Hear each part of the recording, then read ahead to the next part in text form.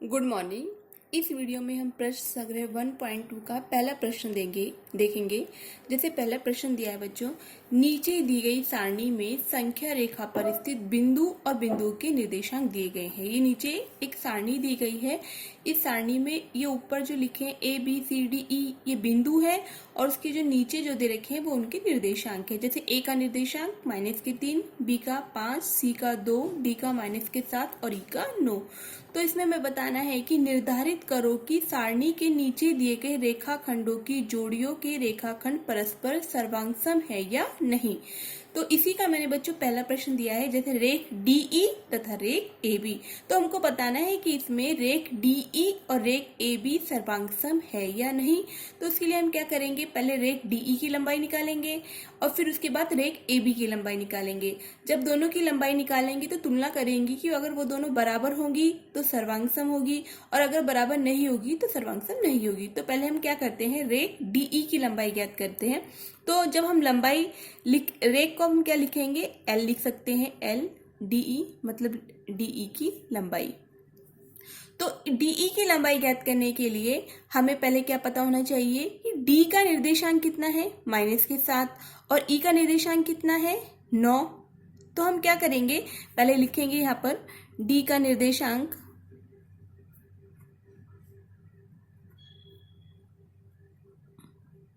बराबर -7 और E का निर्देशांक कितना है 9। उसके बाद हम लंबाई DE निकालेंगे, DE की लंबाई निकालेंगे। तो लंबाई DE निकालते वक्त हमें याद रखना है बड़ी में से छोटी संख्या को घटाना है। 9 में से -9 बड़ा है -7, तो हमें पता है प्लस की संख्या सब माइनस से क्या होती है, बड़ी होती है ना। तो हम क्या करेंगे, 9 में से -7 को क्या करेंगे, घटा देंगे। तो डायरेक्ट भी लिख सकते हैं बच्चों। तो 9 बड़ा है 9, घटाने के लिए पहले माइनस का चिन्ह, उसके बाद D का मान कितना दिया -7, तो यहाँ पर ब्रैकेट में -7 लिखेंगे, है ना। तो 9 माइनस माइनस क्या होता है प्लस, और 9 और 7 दोनों के पास प्लस के चिन्ह, इसलिए इसको जोड़ देंगे। तो लंबाई DE कितनी आ गई हमारी 16। उसके बाद रेख AB निकालेंगे। रेख AB लंबाई AB लिखेंगे, लंबाई AB। तो पहले बिंदु A का निर्देशांक कितना दिया है -3 और B का कितना दिया है 5। तो लिख लेंगे A का निर्देशांक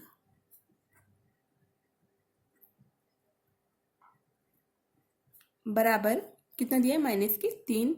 उसके बाद B का निर्देशांक कितना दिया है 5। तो लंबाई AB कैसे निकालेंगे बच्चों, बड़ी में से छोटी संख्या घटाने पर। तो यहाँ पर जो B जो 5 जो है वो प्लस का है यानी कि बड़ा है, और -3 क्या है, छोटा है। तो बड़ी में से छोटी संख्या को क्या करेंगे, घटा देंगे। तो पहले बड़ी संख्या लिखेंगे 5, बड़ी संख्या लिखी, उसके बाद जो हमेशा चिन्ह आता है वो हमेशा याद रखना है माइनस का आता है। उसके बाद A का निर्देशांक कितना दे रखा है -3, तो इसको ब्रैकेट में -3 लिखेंगे, बराबर 5 माइनस माइनस प्लस 3। तो 5 और +3 को जोड़ेंगे तो कितना आ गया 8। तो अब हम देख रहे हैं कि यहाँ पर AB DE की जो लंबाई आई ये 16 आई है और AB की कितनी आई 8 है। तो 16 और 8 ये दोनों समान नहीं आया मान है, ये दोनों मान समान नहीं है, इसलिए जो रेख DE तथा रेख AB क्या है, सर्वांगसम नहीं है। तो यहाँ पर लिखेंगे कि ऐसे लिख सकते हैं, लंबाई DE बराबर का निशान लंबाई AB, इन दोनों के मान कैसे हैं, अलग अलग है। तो यानी कि ये दोनों कैसे हैं, बराबर नहीं है। तो बराबर का निशान लगा रखा है, उसको क्या कर देंगे, काट देंगे। इसका मतलब क्या है कि इन दोनों के मान कैसे आपस में बराबर नहीं है। तो आपस में जब बराबर नहीं है तो हम लिखेंगे कि रेख DE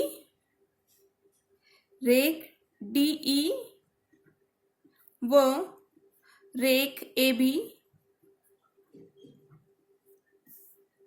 सर्वांगसम नहीं है। ठीक है। इसके बाद मैं आपको इसका तीसरा प्रश्न कराऊंगी, दूसरा आपको खुद करना है, सेम ऐसी है, उसमें भी सर्वांगसम नहीं आएगा। अब उसके बाद रेख BE और रेख AD दे रखा है। तो पहले हम लिखेंगे लंबाई BE, B की लंबाई ज्ञात करनी है। तो पहले हम B का निर्देशांक देखेंगे सारणी में कितना है। B का निर्देशांक और ई का निर्देशांक। पहले लिख लेते हैं, उसके बाद देखते हैं पीछे। तो बी का निर्देशांक, बिंदु बी का निर्देशांक यहाँ पर देखेंगे, बिंदु बी का निर्देशांक कितना है 5 और ई का कितना है 9। तो बी का यहाँ पर क्या लिखेंगे 5 और ई का कितना लिखेंगे 9। तो अब हमें लंबाई बी ई ज्ञात करनी है। तो 9 दोनों प्लस प्लस की संख्या है, तो प्लस में 9 बड़ा है और 5 कितना, 5 क्या है छोटा है। तो 9 में से 5 को क्या करेंगे घटा देंगे। तो पहले 9 लिखेंगे, उसके बाद चिन्ह जो हमेशा आता है माइनस का आता है, फिर 5, 9 में से 5 गए 4। तो बी ई की लंबाई कितनी आ गई 5 आ गई। उसके बाद ए डी की ज्ञात करनी है, ए डी। तो यहाँ पे लिखेंगे ए का निर्देशांक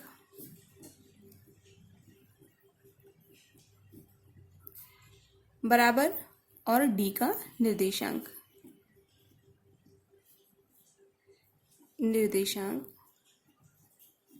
अब हम पीछे सारणी में देखेंगे ए का निर्देशांक कितना है और डी का निर्देशांक कितना है। तो पीछे अगर सारणी में देखें ए का निर्देशांक -3 है और डी का निर्देशांक कितना है -7। तो यहाँ पे निर्देशांक लिखेंगे, ए का कितना था पीछे -3 और डी का कितना था -7, है ना। तो अब हमें लंबाई ए डी निकालनी है। एडी की लंबाई वही निकालते हैं, बड़ी में से छोटी संख्या को क्या करते हैं बच्चों घटाते हैं। तो मैंने आपको पहले वीडियो में बताया था ये दोनों संख्याएं माइनस माइनस की है, तो दोनों संख्याएं माइनस माइनस की हैं, तो माइनस में जो छोटी संख्या होती है वो बड़ी होती है और जो माइनस में जो बड़ी संख्या होती है वो क्या होती है छोटी होती है। तो -3 बड़ा होगा और -7 क्या होगा छोटा होगा। तो पहले -3 को लिखेंगे, उसके बाद जो चिन्ह आएगा इसको ब्रैकेट में लिख लेते हैं, -3 ब्रैकेट में, उसके बाद माइनस का चिन्ह, उसके बाद डी का निर्देशांक कितना दिया है -7, तो इसको -7 लिख लेते हैं, बराबर का निशान -3। अब इस -3 को ऐसे कैसे उतारेंगे, उसके बाद ये माइनस माइनस क्या हो जाएगा प्लस हो जाएगा, यहाँ पे कितना आ जाएगा 7। अब 7 में से 3 को जब घटाएंगे तो कितना आएगा 4 आएगा। घटाने के बाद देखते हैं प्लस की संख्या ज्यादा है माइनस की, तो प्लस के साथ बड़ा है इसलिए प्लस का चिन्ह नहीं लगाएंगे तो भी चलेगा। तो अब हम यहाँ पर देख रहे हैं लंबाई एडी। अब देख रहे हैं बीई का मान भी कितना आ गया 4 और एडी का मान भी कितना आ गया 4। अब ये दोनों जो लंबाई आ गई है वो कैसी है बराबर है। तो यहाँ पे लिखेंगे लंबाई बीई बराबर है लंबाई एडी के। बराबर है मतलब क्या है, ये सर्वांगसम है। तो अब लिखेंगे रेख बीई तथा रेख एडी क्या है सर्वांगसम है। रेख बीई व रेख एडी सर्वांगसम है।